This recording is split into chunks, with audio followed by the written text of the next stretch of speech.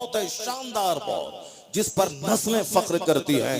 यही वजह है कि इस राज को फिलिस्तीन की औरतों ने अच्छी तरह समझ लिया कि अगर तुम हिंदुस्तान में हो तो क्या हुआ, मैं फिलिस्तीन में अपने बच्चों की लाशें उठाती हूं तो क्या हुआ। क्या तुम हिंदुस्तान में नहीं मरेगा, हिंदुस्तान में भी तुम मरेगा, 80 साल के बाद भी मरेगा।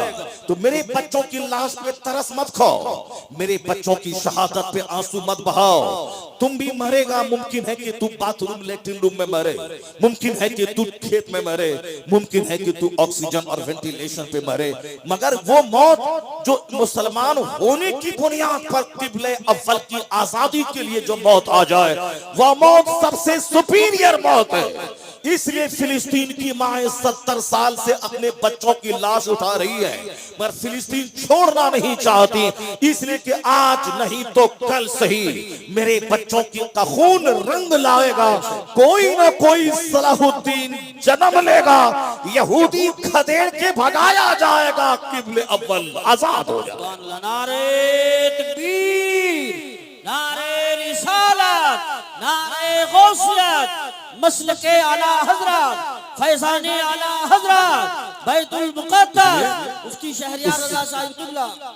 उनकी मौत पे आंसू बहाने की कोई जरूरत नहीं है। वो दिलेर माँ, वो बहादुर माँ है।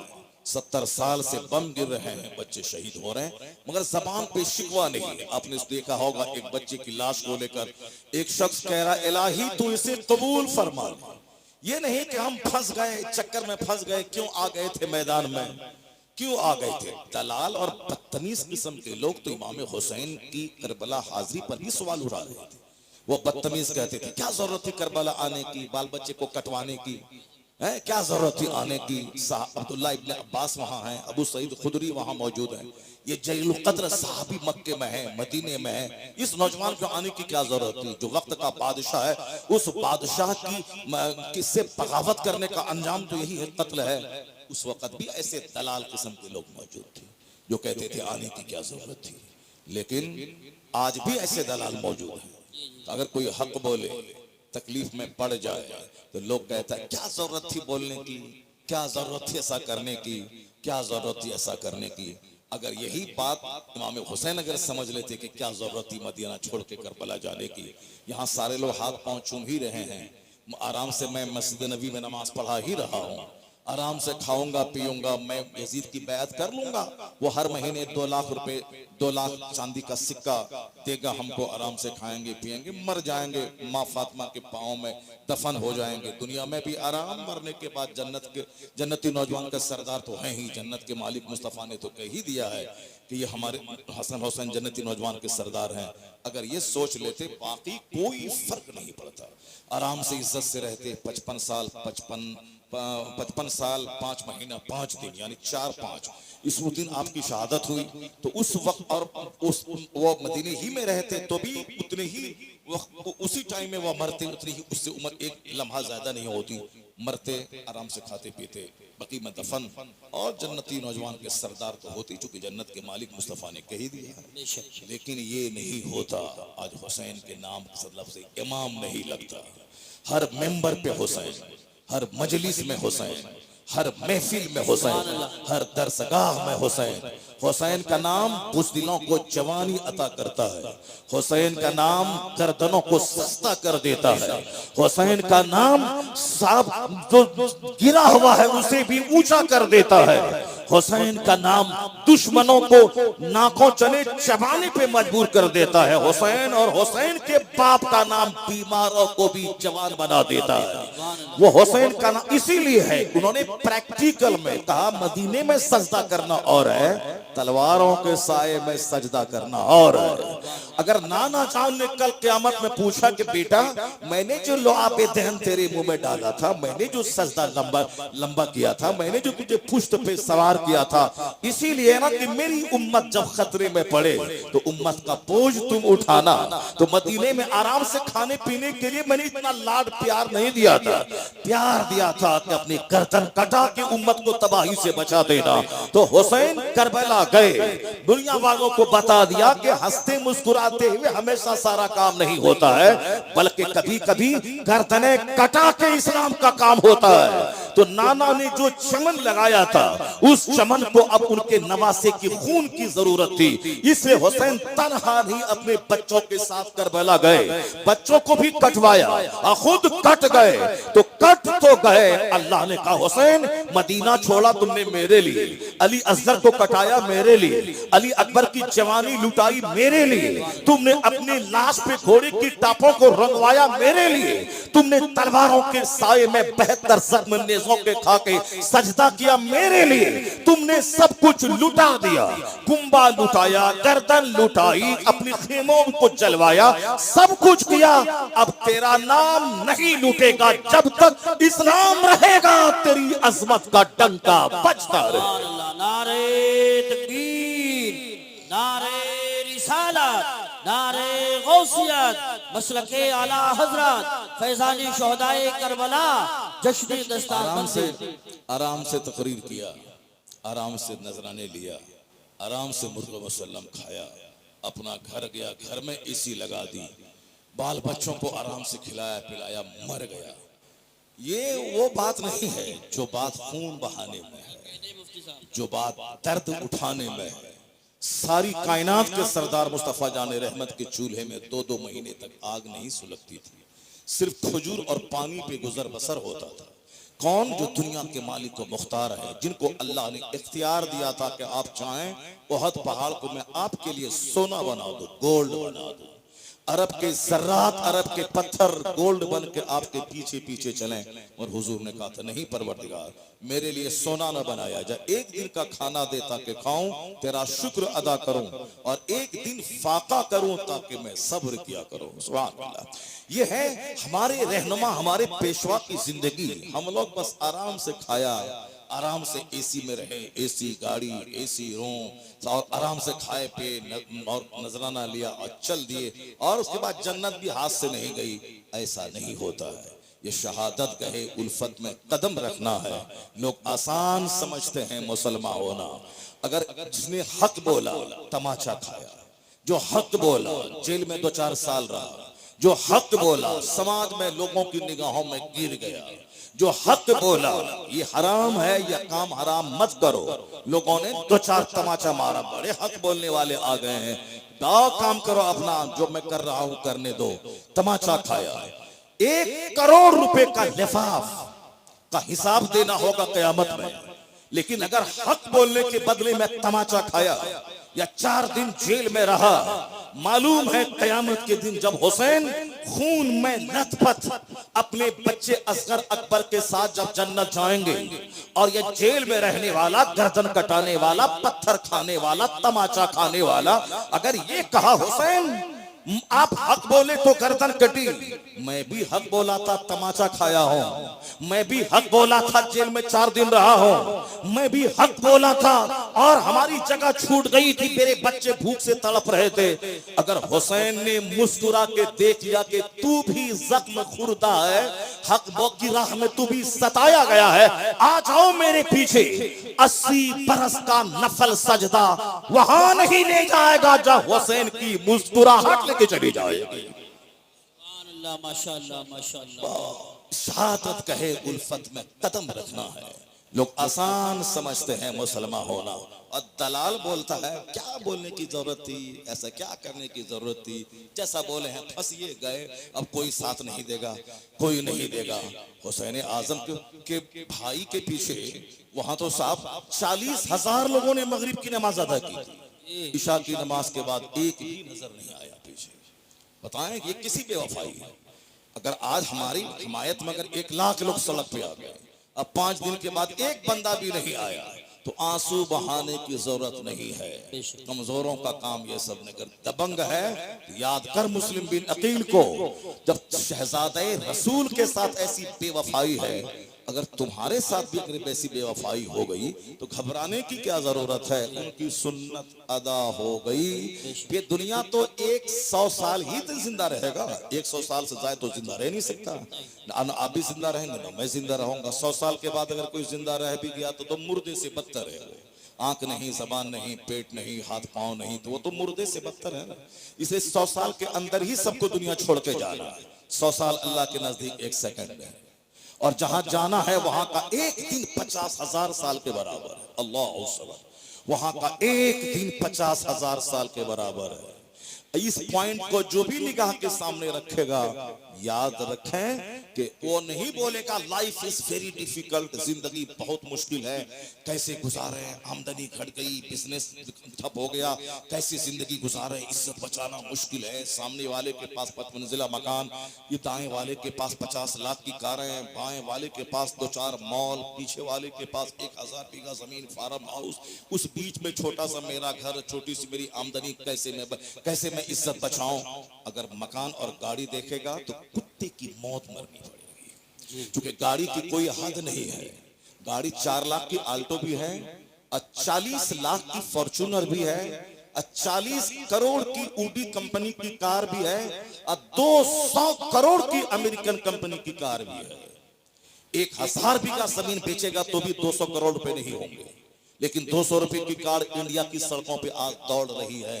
अगर नहीं मालूम है तो मुकेश अंबानी की बीवी नीता अंबानी के पास 200 करोड़ रुपए की कार है जो अमेरिका से आई है। 100 करोड़ की कार है जो अमेरिका से आई है। बाप समझ सकते कहां 100 करोड़ और कहां 4 लाख की आल्टो का क्या वैल्यू है। आगे देखेगा तो मर जाएगा, पीछे देखेगा 1000 बीघा जमीन, हमारे पास 5 कट्ठा जमीन, 5 बिस्सा जमीन है, मर जाएगा। दाहिने देखेगा साहब 4-5 मॉल, मार्केटिंग कॉम्प्लेक्स, मेरे पास तो रहने का घर भी नहीं, तो चुल्लू भर पानी में मरना पड़ेगा।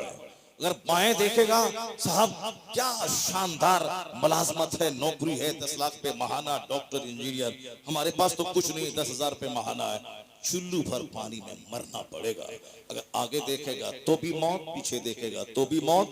हाँ, अगर मुस्तफा को देख लिया, ये जमींदार तेरे चेहरे की मुस्कुराहट पे रश्क करेगा, इसलिए कि हुजूर ने फरमाया है कि तुम अपने से ऊपर को मत दे, अल्लाह की नेमतों की नाशुक्री तू करेगा, तू मत देख। वला तनजुरू इला मन हुवा फौककुम, जो तुमसे एबब है उसको मत देख। उनजुरू इला मन हुवा अस्फल मिनकुम, उसको देखो जो तुझसे सेहत में, हुस्न में, दौलत में, माल में कम है, उसको देख।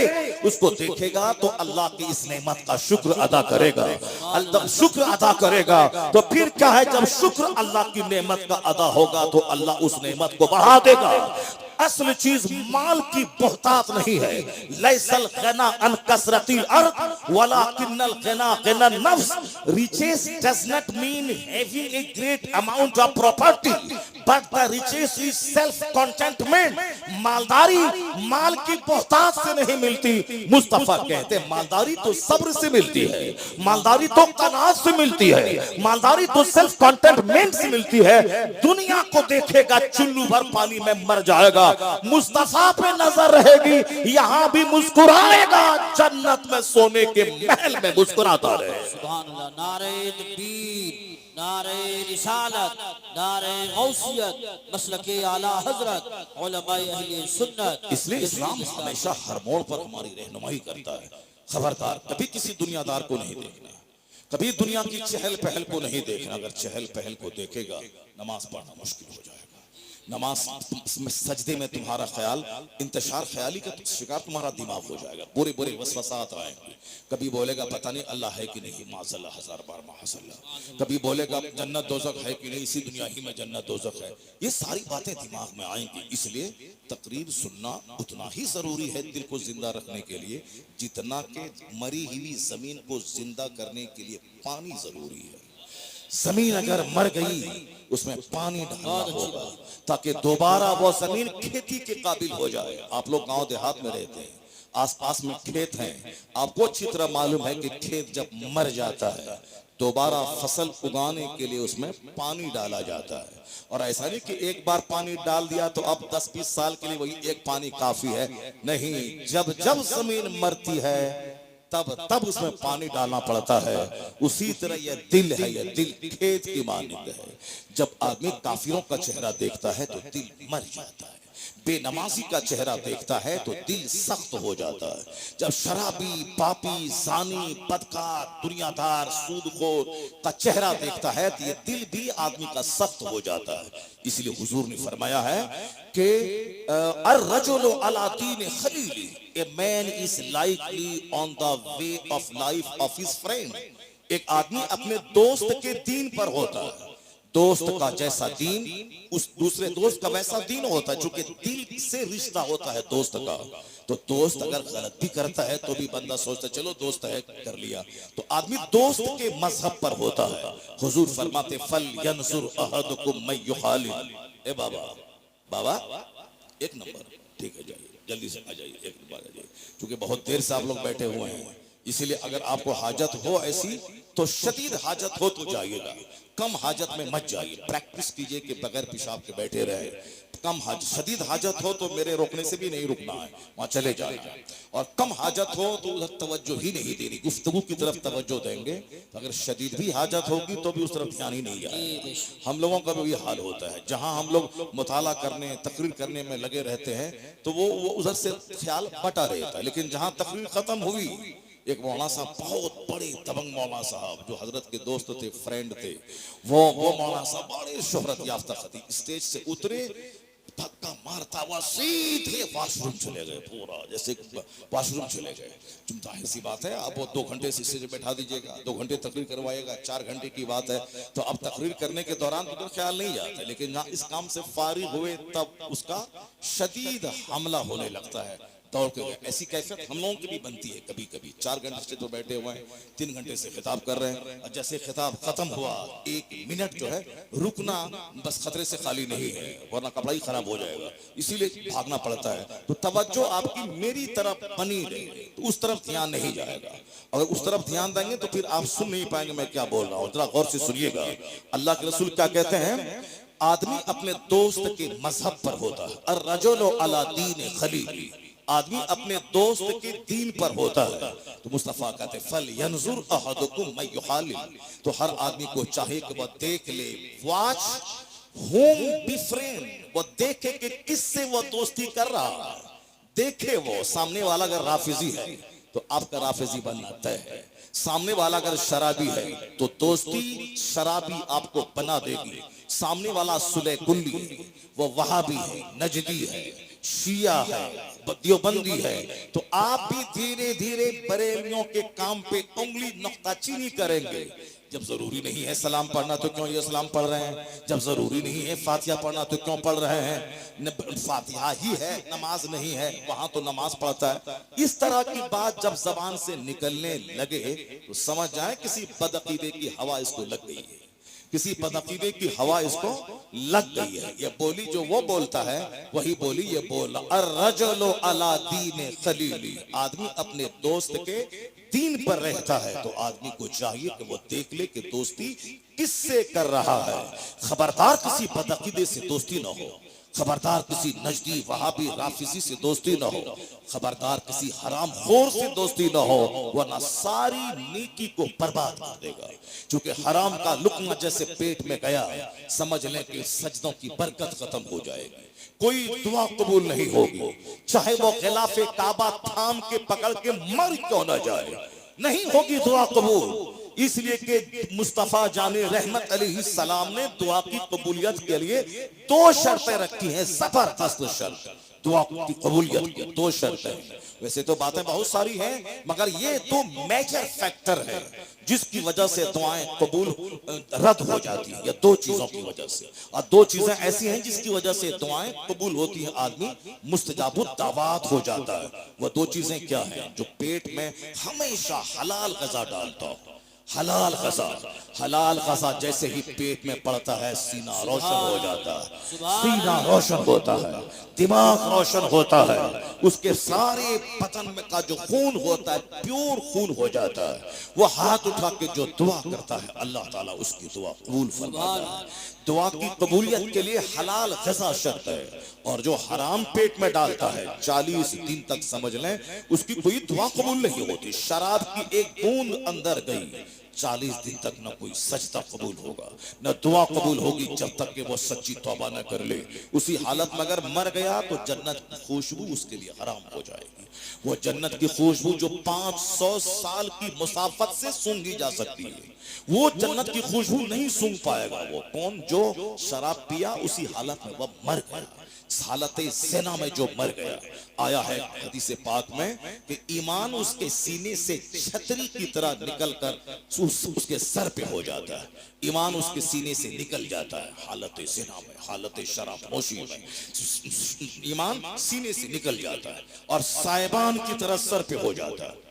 और जब वो बंदा उस घटिया काम से अलग होता है तब वो ईमान उसके सीने में दाखिल होता है। पहले ही मुहद्दिसीन ने कमाले ईमान कहा, नूरे ईमान कहा, यह सब अपनी जगह है, मगर इस हदीस से पाक का तेवर क्या बोलता है जो हुजूर ने कहा है? कमाले ईमान, नूरे ईमान, ये बहुत सारी अहादीस के मतलब और मफाहिम को देखकर और हालात को देख करके तब मुफस्सिर इस तरह की राय कायम करते हैं, जाहिर सी बात है। लेकिन इस हदीस का तेवर क्या बोलता है? ईमान उसके सीने से निकल जाता है और छतरी की तरह सर पे हो जाता है। अगर उसी हालत में वह मर जाए तो क्या हाल होगा?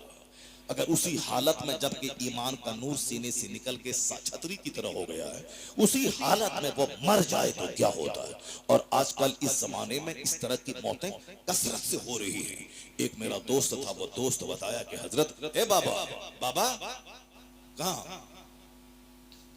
एक नंबर बड़ा मसला है, इसीलिए तो मैं हमेशा कहता हूँ भाई तकरीर 10 बजे करवाओ, 10 से लेके 12 2 घंटे की तकरीर करवाओ और 2 घंटे में 10 हदीस सुना दूंगा मैं, कुरान पाक की 2-4 आयतें सुनाऊंगा ताकि आने वाली नस्लों के लिए रोशनी का सामान हो जाए। उस वक्त सारे लोग फ्रेश रहते हैं, ताज़ा होकर बैठते हैं। और 12 बजे के बाद तो अच्छे अच्छे बहादुर को भी पेशाब लगने लगता है, वो तो ज़ईफ है बेचारे 70 साल 80 साल के, तो फिर उसका क्या कहना है? इसलिए तकरीर 12 बजे के बाद नहीं, 12 बजे के बाद मुशायरा, 12 बजे के बाद नातखानी, 12 बजे से पहले तकरीर हो। सारे जिम्मेदारान मदारिस हमेशा इसका ख्याल रखें, पब्लिक का ख्याल कभी नहीं करें, पब्लिक को शरीयत उस पर थोपें, शरीयत की बात उसको बताएं, उसको आपके पास इल्म है, इल्म की बात उसको बताएं। वरना ये तो बोलेगा कि नमाज की बात मत करो, आप यहाँ साहब मजा वाली बात करो, ये तो बोलेगा ही मजा वाली बात करो। तो अब उसकी ख्वाहिश के सामने आप घुटने टेक देंगे तो माँ बहुत दिनों के बाद फिर स्टेज पे क्या होगा वो सबको मालूम है कि जो कुछ मैं बोला हूँ फिर मैं उसको दोहराना नहीं चाहता कि मैं क्या बोला हूँ, वही कुछ होगा और होना शुरू हो गया है।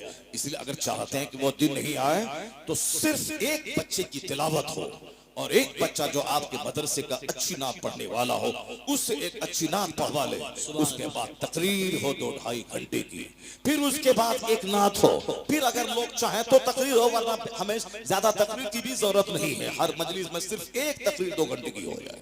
और यही बंबई में हो रहा है, यही गुजरात में हो रहा है, यही और सारे राजस्थान के मुख्तलिफ इलाकों में ये है, बरकतें हैं उसकी। एक तकरीर हुई, साल भर लोग उसको याद रखते हैं, चाय पान की दुकान पे तबसरा करते हैं, मौलाना साहब ने ये कहा था, मौलाना साहब ने ये हदीस पढ़ी थी, लोग अपनी बीवी के सब बच्चों के साथ अपने घर में तबसरा करते हैं, मौलाना साहब ने एक हदीस पढ़ी थी, उस हदीस पर हम लोगों को अमल करना चाहिए। तो एक हदीस पढ़ी गई, साल भर बच्चों को और घर के गार्जियन को मालूम, और यहाँ जहाँ 5-10 तकरीरें हो जाएंगी और नात 70% हो जाएंगी तो तकरीर तो दब जाएगी। स्टेज के मौलाना साहब को भी याद नहीं रहेगा कि हजरत ने कौन सी तिलावत आयत की तिलावत की थी, वहां तो सारी तवज्जो नात पर चली जाएगी। इसलिए हमेशा इस बात का ख्याल रखें कि पब्लिक को कव्वाली का दिलदाना न बना, पब्लिक को साहब वो आजकल की नात क्या है, वो गाने बजाने के तर्ज पे लोग नात पढ़ते हैं तो लोगों को इश्क़ रसूल तो कम आता है, गाने की तरफ ध्यान ज्यादा चला जाता है। ये हमारे नए नए छोकरे जो बैठे रहते हैं बच्चे हमारे, ये बच्चे का उसी धुन पे नजर चली जाती है और वो उनकी कमर हिलने लगती है,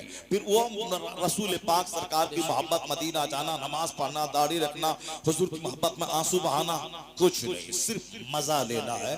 क्योंकि ये जो धुन है ये धुन वहां से मेल खाता है, बंबई की फिल्म इंडस्ट्रीज से धुन खाता है। तो इसको बंद करने के लिए इन बच्चों को तकरीर सुनाइए। इन बच्चों को हदीस सुनाइए, इन बच्चों को दीन सिखाइए। अगर बचपन की एक बात दिमाग में बैठ गई तो 40 साल तक वह बच्चा उस बात को भूलता नहीं है।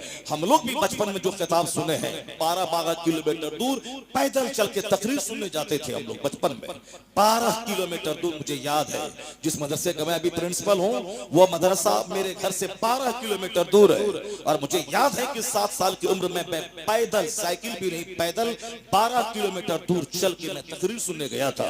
उस वक्त में मेरे बाप ने कभी सोचा होगा, न मेरे दिमाग के किसी हाशिए में होगा कि जहां तकरीर सुनने आया हूं, एक वक्त आएगा कि उस मदरसे का मैं प्रिंसिपल बन जाऊंगा, उस मदरसे का मैं गार्जियन और सरपरस्त बन जाऊंगा। ये कभी सोचा तक न होगा। मगर उसी मदरसे में 12 किलोमीटर दूर चल के वहां ही उसकी क्या तखसीस है, वो तो एक बात मैंने कह दी।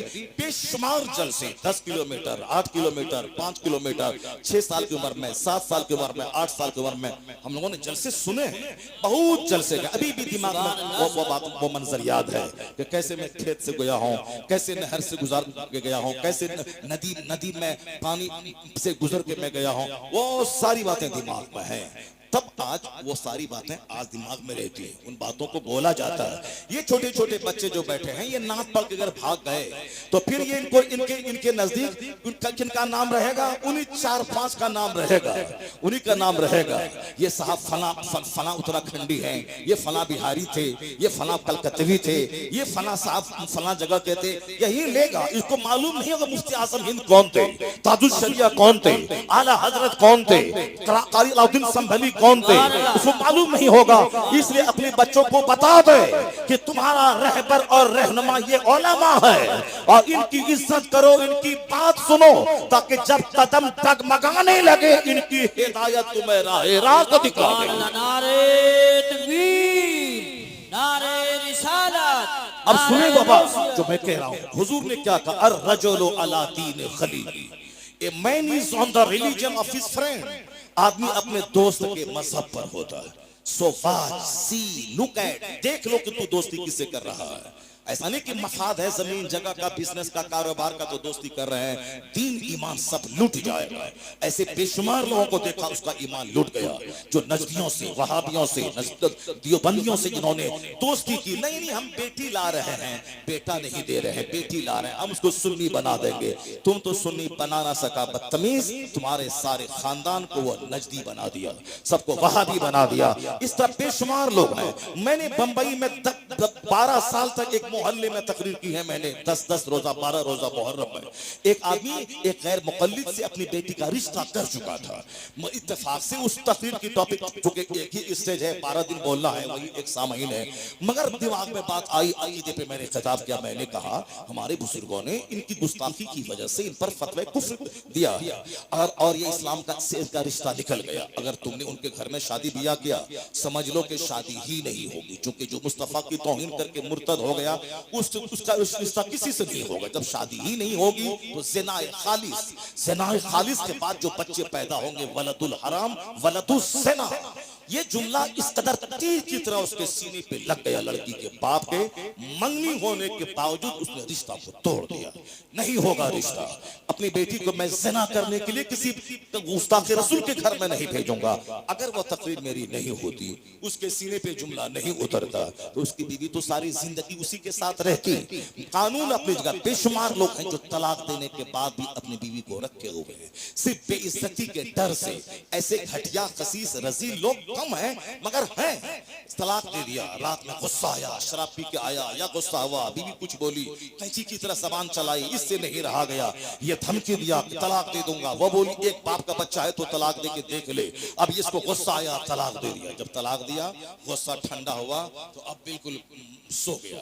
उसके बाद जब उठा तो रोना धोना शुरू किया, क्या करे ऐसा हो गया। तो अब बीवी अलग रो रही है, अलग रो रहा है। अब कंप्रोमाइज कर लिया कि चलो हटाओ, मुफ्ती के पास मत बोलना। कहना कि वो एक ही तलाक हुई है। तलाक दिया 3, 4, 5, बोला कि एक दिया। हजरत एक दिया, क्या हुआ? मुफ्ती साहब ने फतवा दी, ठीक है एक तलाक हुई है, दोनों आपस में मिल लो, कोई खास बात नहीं है। अब अलबत्ता अगर जब भी 2 तलाक देगा, ये भी उसमें ऐड होकर के 3 तलाक हो जाएगी। अब कभी इस तरह की जुमले मत बोलना। दिया था 3, यहाँ की झूठ बोला 1। अब वो दिया था होशो हवास में आके बोला कि बिल्कुल वो पागल हो गया था शराब के नशे में। शराब के नशे में माँ को क्यों नहीं तलाक दिया? शराब के नशे में चची को क्यों नहीं तलाक दिया?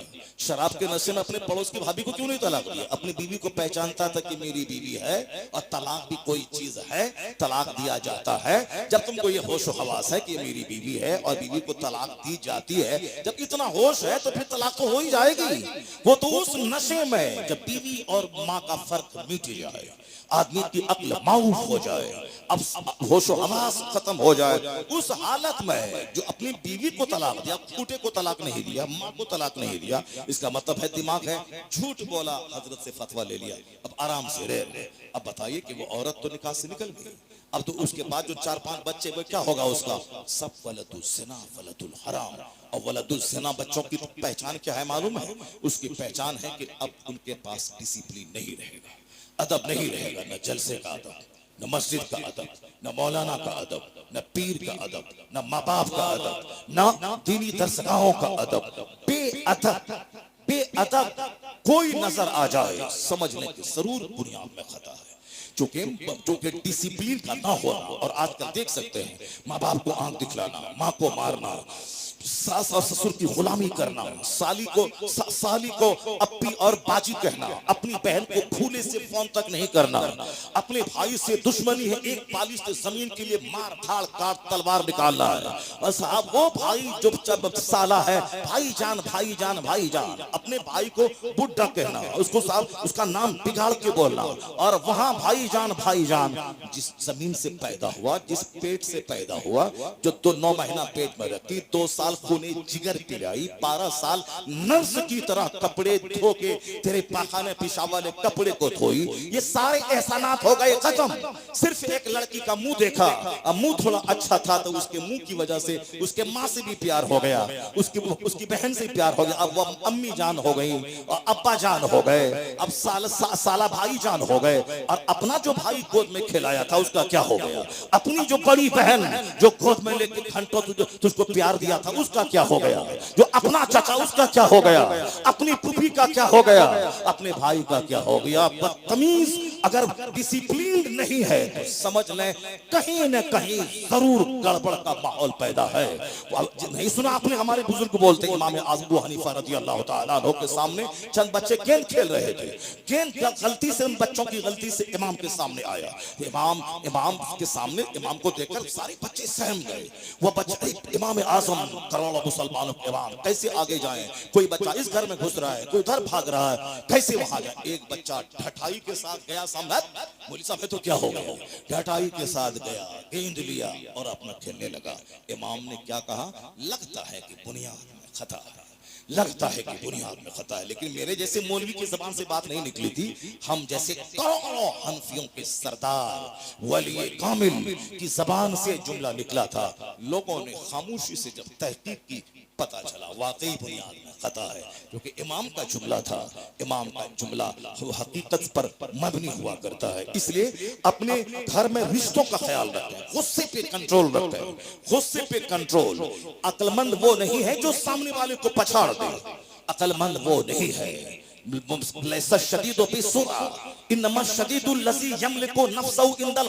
बुखारी शरीफ की हदीस में आया है कि वो शख्स पहलवान नहीं है जो सामने वाले को पछाड़ दे।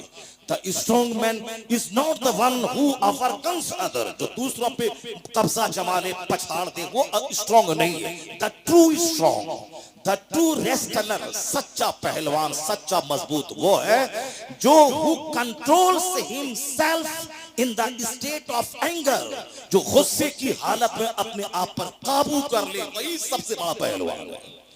वही है सबसे बड़ा पहलवान जो गुस्से के वक्त में अपने आप पर काबू कर ले, वही असल में पहलवान, वही रेस्टलर है, वही बहादुर है, वही ब्रेव है, वही स्ट्रॉन्ग है। और आजकल जो कि हर आदमी कमजोर है, कमजोर ग़िज़ा, कमजोर माहौल, कमजोर सराउंडिंग्स, कमजोर इन्वायरमेंट, कमजोर दोस्त, इसीलिए सबके पास गुस्सा ज्यादा है और वह गंभीरता कम है। सबको गुस्सा आता है। जब आप सामने वाले के पास जाएं, उससे कोई मतलब आपका नहीं है तो गुस्से से बात करेगा। अगर वो 10% आपसे कमाएगा तो वो नॉर्मल हो जाएगा। ये सब दुनियादार किस्म के लोग, वो अखलाक कुछ नहीं है, सिर्फ पैसे को महत्व देता है। आप किसी से फोन करें, कौन बोल रहा है, अगर मतलब नहीं है तो गुस्से से बात करेगा, और अगर पता चला ये मतलब है इससे तो अपना हाँ नहीं पहचाना आपको, नहीं पहचाना आपको, अस्सलाम वालेकुम, वालेकुम अस्सलाम। ये कमजोरों की कहानी है। वो ऐसा नहीं कि पहचान लिया तब अब नॉर्मल हो गए, वो बाअखलाक नहीं। बाअखलाक वो है जिसका अखलाक सबके साथ हो, जिसका अखलाक हर हाल में अखलाक उसका हो। ये बदअखलाकी, ये बेहयाई, ये बदतमीजी बताती है कि समाज में नाजायज बच्चों की तादाद में इजाफा हो रहा है। लोग कुफ्र बका, ईमान लूटा, हाँ ईमान गया, निकाह टूटा। इसलिए ऐसा नहीं कि बक बक करते रहे चौक चौराहे पान की दुकान पे बैठकर, नहीं नहीं मौलाना सब तो ऐसे ही बोलता रहता है, ये तो झूठ बोलते हैं, झूठ की खेती ये लोग करते हैं, ये लोग करते हैं। इसकी बच्चों के चक्कर में मत पड़ना। मकान दुकान गाड़ी छकड़ा मॉल कॉम्प्लेक्स ये वो फला चिला शादी ब्याह सब मस्ती के, मौलाना के चक्कर में पड़ेगा तो फकीर बन के रह जाएगा। ना दौलत जमा करेगा, ना गाड़ी होगी, ना सामने वाला कोई वैल्यू देगा। वैल्यू चाहिए तो पैसा चाहिए, पैसा बोलता है, पैसा बोलता है। और जिस दिन वह पैसों की मौजूदगी में जलील होता है, जब अल्लाह ताला उसके कारोबार को ठप कर देता है, जब वो कहीं का नहीं रहता है, बेटी की शादी में नाचने कूदने में 10 करोड़ खर्चा किया, फैक्ट्री बिक गई, घर बिक गया, सड़क पे आ जाता है, तब उसके बाद आता है हजरत तावीज दे दीजिए, तावीज दे दीजिए। तावीज से ये काम होता है क्या? जो अल्लाह की नाराजगी मोल ले, जो मुस्तफा को नाराज करे, जो अल्लाह रसूल को नाराज करे, जो फरिश्तों को नाराज करे, उसके बाद वो सोचता है कि मैं आराम से इज्जत के साथ रहूं। ऐसा कभी नहीं होगा।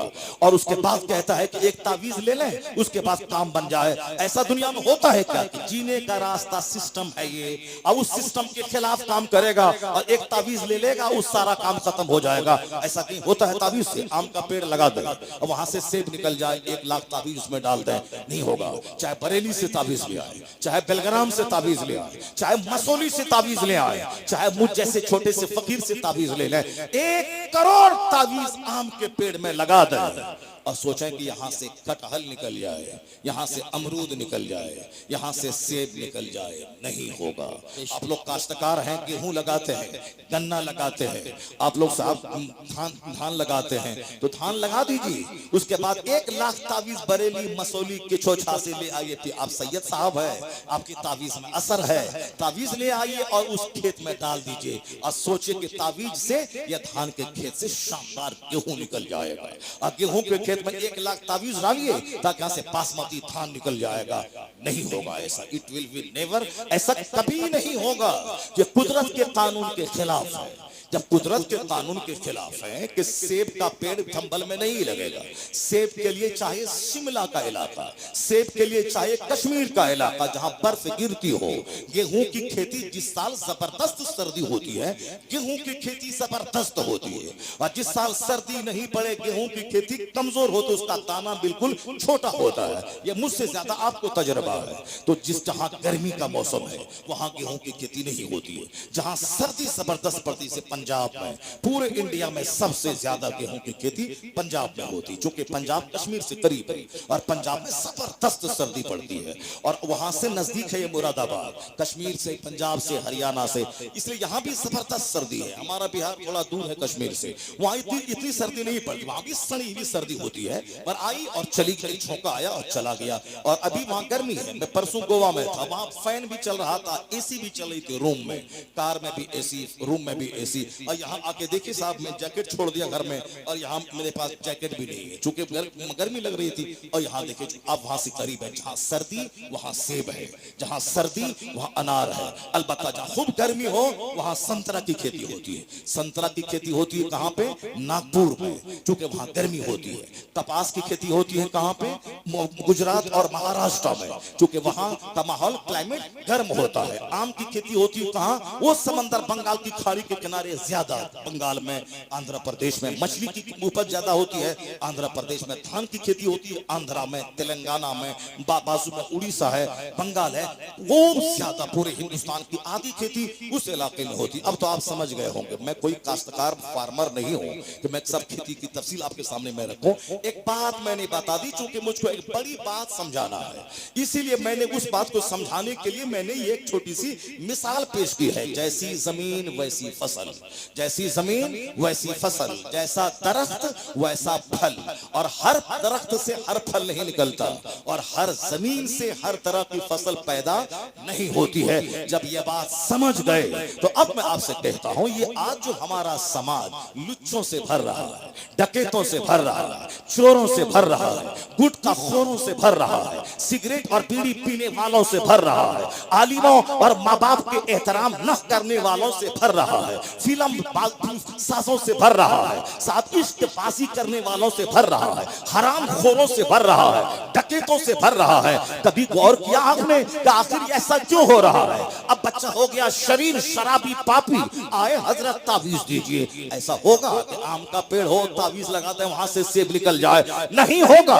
जैसी जमीन वैसी फसल, जैसा दरख्त वैसा फल। जब ये बात समझ गए तो माँ का पेट जमीन है, अब बाप उसमें बीज डालने वाला है। अगर बीज खराब हो तो फसल खराब होगी, अगर जमीन खराब है फसल खराब होगी। तो हर पेट से कुतुब पैदा नहीं होता, हर जमीन से धान पैदा नहीं होता, हर जमीन से सेब पैदा नहीं होता।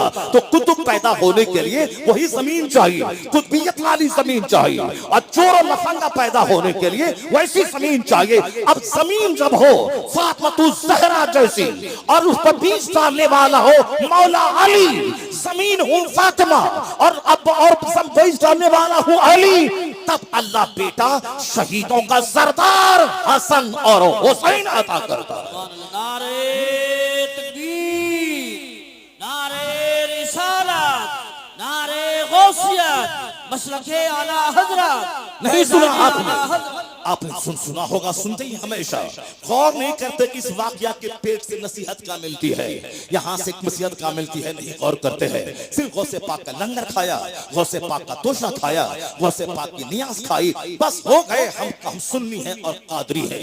कैसा था वो मेरा गौस? आप सुने होंगे जिनका बाप रात भर नमाज पढ़ता था, जिनका बाप दिन में जिहाद करता था, जिनका बाप एक बार खिलाफे तकवा एक काम हो गया, नदी पे बहता हुआ फल खा लिया, दिमाग में आया अगर कयामत में सवाल हुआ मैं क्या जवाब दूंगा, चलो दुनिया में उससे माफी मांग ले। माफी मांगने गया, वो समझ गया कि जरूर इसकी पेशानी में नूरे विलायत चमक रहा है। कहा बेटा 10 साल नौकरी करनी पड़ेगी। नहीं बोला कि जुर्म छोटा सा था, अब वह शरीयत की रोशनी में जुर्म ही नहीं है, वो तो तसव्वुफ और सुलूक की रोशनी में वो एहतियात और तकवा के खिलाफ वो काम है। वरना नदी की सतह पे कोई फल गिर के आ रहा हो, हालत इस्तरार में हो, उसको खा ले तो कोई जुर्म नहीं है। लेकिन चूंकि तकवा और एहतियात और सुलूक और तसव्वुफ की निगाह में यह जुर्म है, उसका दाग धोने के लिए गए, पता लगाया, देखा बाग है, दरख्त है, टहनी झुकी है, उसी का फल गिर रहा है, सोचा इसी का फल होगा। मालिक के पास गया, मैं मुजरिम हूं। कहा क्या जुर्म? कहा फल खाया हो। कहा कि 10 साल नौकरी करनी पड़ेगी। अगर कोई रहता कहता छोटा सा जुर्म, 10 साल की लंबी नौकरी, रखो माफी अपने पास, मैं जा रहा हूं। लेकिन उसके दिमाग में एक बात हमेशा चलती थी कि दुनिया में जुर्म हुआ है, यही दुनिया ही में धुल जाए, दुनिया ही में यह दाग धुल जाए, ताकि अल्लाह के सामने मैं बेदाग होके जाऊं। वहां का हिसाब देना बड़ा मुश्किल है, यहाँ की मुसीबत आसान है सह लेना।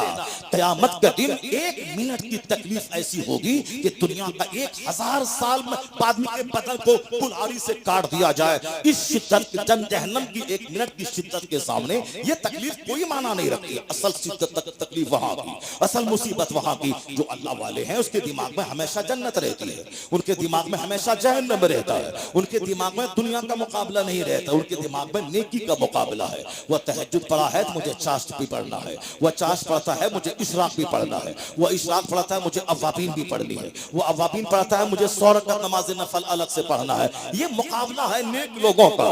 वह नेक लोग थे, मुकाबला करके चले गए। अब हम लोगों को मुकाबला है, वह बुलेट लिया है तो हमें उससे महंगा बुलेट लेना है, वह 16 लाख की बाइक लिया है तो हमें 20 लाख की बाइक लेना है, वह ऐसा टाइल्स लगाया है हमें उससे अच्छा टाइल्स लगाना है, वह ऐसा मार्बल लिया है तो हमें उससे अच्छा ग्रेनाइट लगाना है। जाओ कंकड़ पत्थर ग्रेनाइट का मुकाबला करते रहो, उसी का मुकाबला करते करते मर जाओ।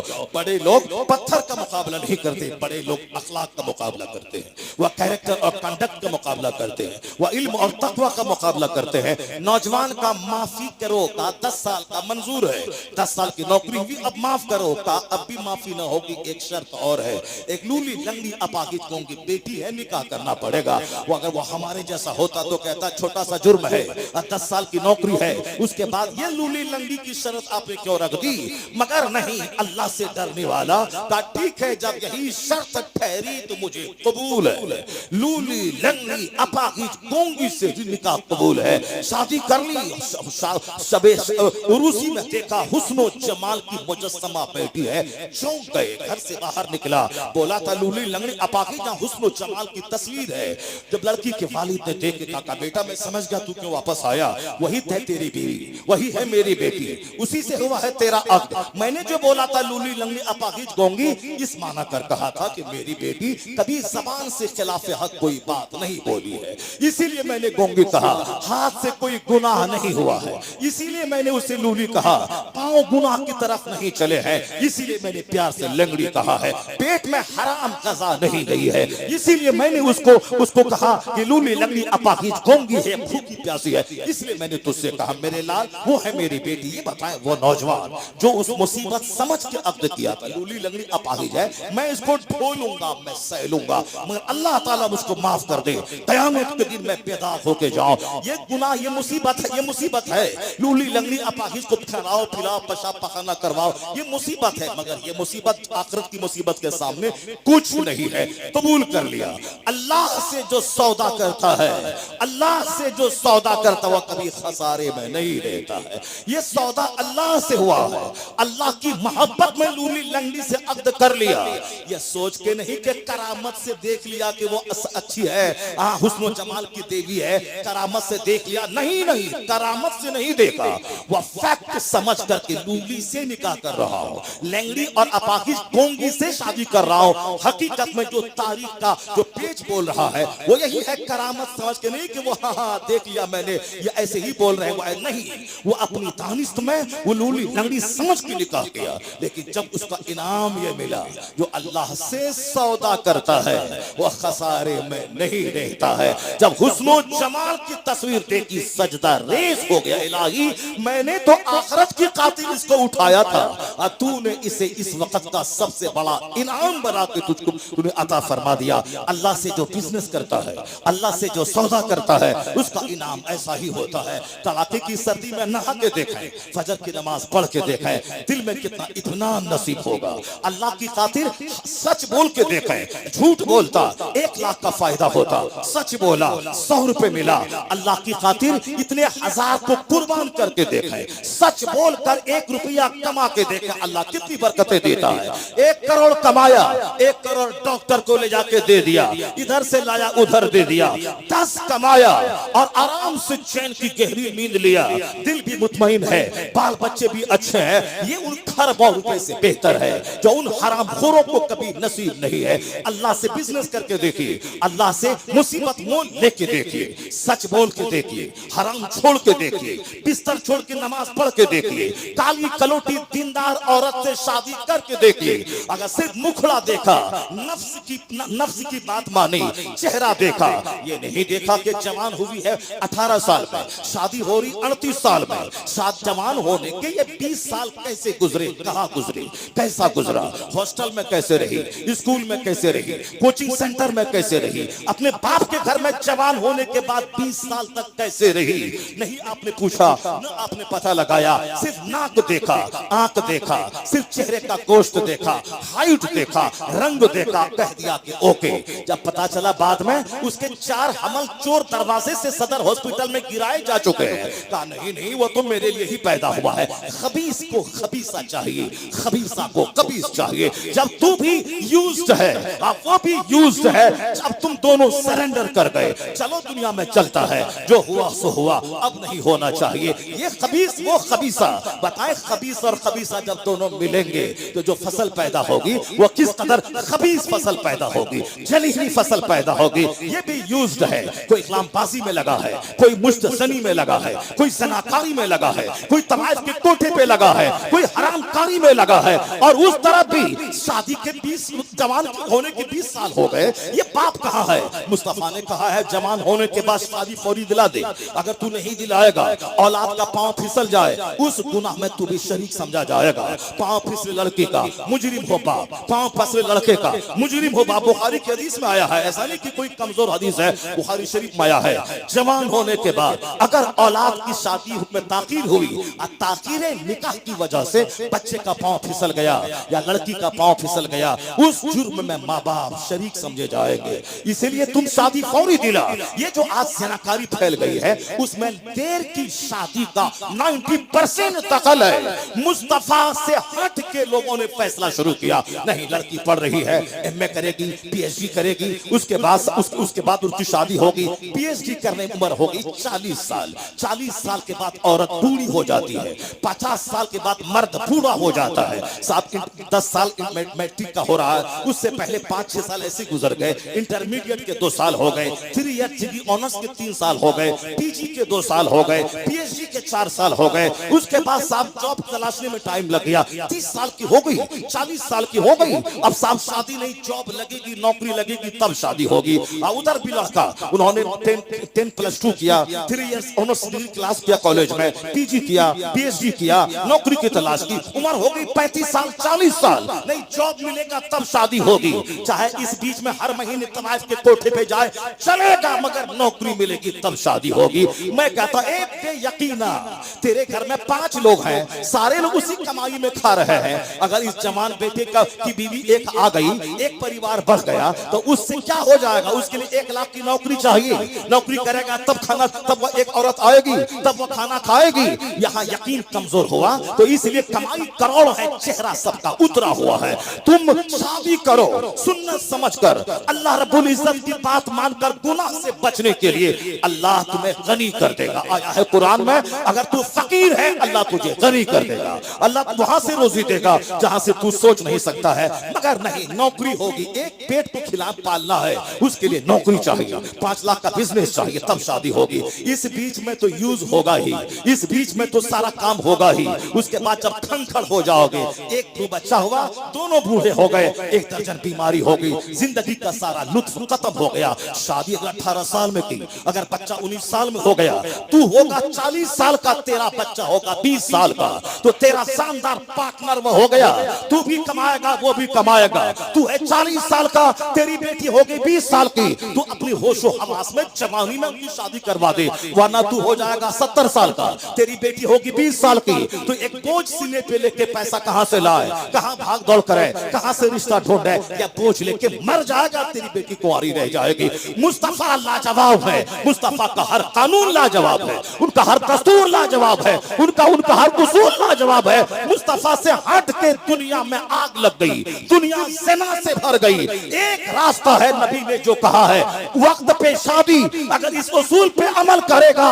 90% ज़िनाकारी का खात्मा हो जाएगा, पाकिज़गी का माहौल पैदा हो जाएगा। नारे तकबीर, खिलाफे पैगंबर का से रहगुज़ीर कि हरगिज़ पवनसिल न ख़ाहद रसील।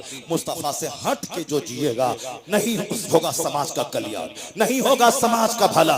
ये जो नाचता कूदता है, मुशरिकों की क्या बात करना है, यहूदियों की क्या बात करना है, नसरानियों की क्या बात करना है, जिसके पास न जीने का उसूल है, जिसके पास न मरने का उसूल है। वहां तो साहब एक भाई शादी करता है, अब 5 भाई मिलकर के उसी से फायदा उठाता है। इन खलीसों, इन खसीसों, इन रजीलों की कोई औकात है क्या? उससे क्या डरने का, उससे क्या बात करने का? यहाँ मोमिन है, जिसे देखना है क्या हराम है, क्या हलाल है, क्या राइट है, क्या रॉन्ग है, क्या बेनिफिशियल है, क्या हार्मफुल है, क्या लाभदायक है, क्या हानिकारक है, क्या गुड है, क्या बैड है, क्या राइट है, क्या रॉन्ग है। इसलिए मुस्तफा ने कहा दुनिया सिजनुल मोमिन व जन्नतुल काफिर। This world is prison for believer, paradise for disbeliever. यह दुनिया मोमिन के लिए कैद खाना है। कैद खाने में आदमी आजादी से नहीं घूमता है, इधर दीवार उधर दीवार इधर दीवार। इसीलिए हुजूर ने कहा दुनिया मोमिन के लिए कैद खाना है।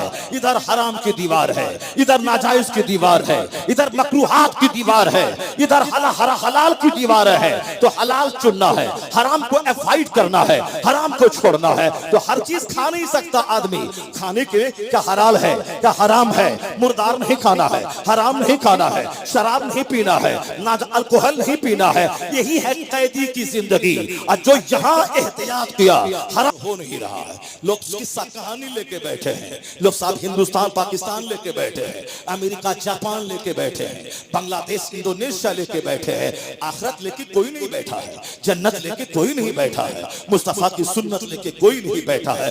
अब बताएं, जब उसने अल्लाह से सौदा किया है तो अल्लाह तबारक व तआला ने उसे दुनिया की में इतना बड़ा फायदा दिया कि हुस्नो जमाल की मुजस्समा सामने है। सजदे शुक्र में नौजवान डूब गया होगा, मालिक मैंने तो तेरी मोहब्बत में इस लूली लंगड़ी को इख्तियार किया था और तूने तो इसे हुस्नो जमाल की तस्वीर बना के दे दिया। इलाही तेरा करोड़ों एहसान। जब लड़का इतना अल्लाह से डरने वाला कि 10 साल नौकरी करे, लूली लंगड़ी से शादी को तैयार हो जाए, और लड़की इतनी कि आंख ने गुनाह नहीं देखा है, जबान ने गुनाह नहीं किया है, कान ने गुनाह नहीं किया। मेरी माँ बहन बेटी, ये कान में वायर ठूस के दिन के 24 घंटों में 10 घंटे गाना सुनना। मेरी माँ बहन बेटी, इस आंखों में 24 घंटे व्हाट्सएप मोबाइल पे गंदी गंदी तस्वीरें देखना। आंख तो हो गई जख्मी, कान तो हो गया जख्मी, जबान पे गाने गाना, जबान तो हो गई जख्मी। प्यार मोहब्बत के नाम पे तो 10 घंटे तक फोन पे चिपका रहना, जिससे शादी की बात चल रही है, जिससे मंगनी हो गई है, अभी भी वो तेरे लिए अजनबी है। शादी के बाद वो तेरा शौहर है, शादी के बाद वो तेरी बीवी है। शादी निकाह से पहले वो अजनबिया है। अजनबिया से बातें करना मजे ले लेकर ये जबान का गुनाह है।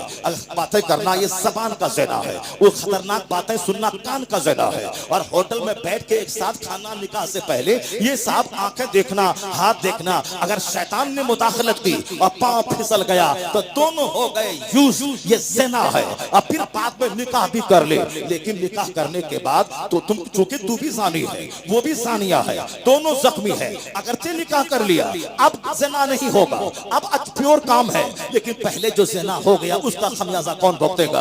पहले जो हो गया उसका खमियाजा कौन भुगतेगा? तू भी यूज्ड है, वो भी यूज्ड है। अब बच्चा महा यूज्ड पैदा होगा। बच्चे के बदन में जज्बात का तूफान होगा। वो महापापी, महाशराबी, महाज़िनाकार, महाबदतमीज पैदा होगा। देख नजारा, मां लाजवाब है। न जबान ने कता की, न हाथ ने कता की, न पाँव ने गुनाह किया, न पेट ने गुनाह किया, न कान ने गुनाह किया। गुनाहों से सेफ, उधर नौजवान भी गुनाहों से सेफ। वह दोनों जब मिलकर इज़्दिवाजी जिंदगी गुजारने लगे, रहने लगे मियां बीवी की तरह, उन दोनों के मिलन के बाद जो अल्लाह ने फसल दिया है, जो अल्लाह ने फल दिया है, उस दरख्त से वह फल कौन था? कयामत तक के वलियों का सरदार अब्दुल कादिर जिलानी की शक्ल में वह फसल पैदा होती है, वह फल पैदा होता। जिस तरह की जमीन होगी वैसी फसल पैदा होगी, जैसा दरख्त होगा वैसा फल पैदा होगा। यही कानून है। बाप सैयद गयासुद्दीन है, मुसीबत के मारे हैं, एक बाग है उससे खा पी रहे हैं पर हराम को टच नहीं कर रहे हैं। अगर मैं सोने का घर भी संभल में बना लिया तो सोने का घर में हमेशा तो रहेंगे नहीं। उम्र 70 साल 80 साल 90 साल मरना तो है ही। ये बर्त साहब है, उम्र इनकी 100 के करीब हो रही है, रहे MP बनकर, लेकिन अब वो जाने के कगार पे चले जाएंगे। अल्लाह उसे ईमान की हालत में मौत दे। हिंदुस्तान का दबंग लीडर है, हक बोलने वाला, 95 साल की उम्र में भी 18 साल के जवान के लिए एक मॉडल है, हक बोलने वाला।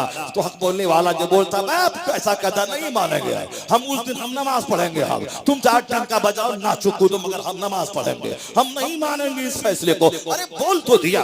हक बोलता वही जो बहादुर होता है। ये 90 साल का आदमी, ये तो बहादुर बोला। और वो जो लंबी टोपी लगा के लुचवा जो वहां चला गया था, वहां लुचवा सारे हिंदुस्तान वालों की निगाहों में जो गिर गया, वो लुचवा का क्या होगा, वो लफंगा का क्या होगा। और ये है हमारा शेर 90 साल की उम्र में बोला नहीं बोलेंगे, नमाज पढ़ेंगे, अल्लाह से दुआ करेंगे, मेरा अल्लाह दुआ कबूल करेगा। वो अल्लाह फकीर को भी बादशाह बना देता है, अब बादशाह को भी फकीर बना देता है। ये दुनिया क्या है? अल्लाह जब चाहेगा, जिस वक्त चाहेगा, सब कुछ हो जाएगा।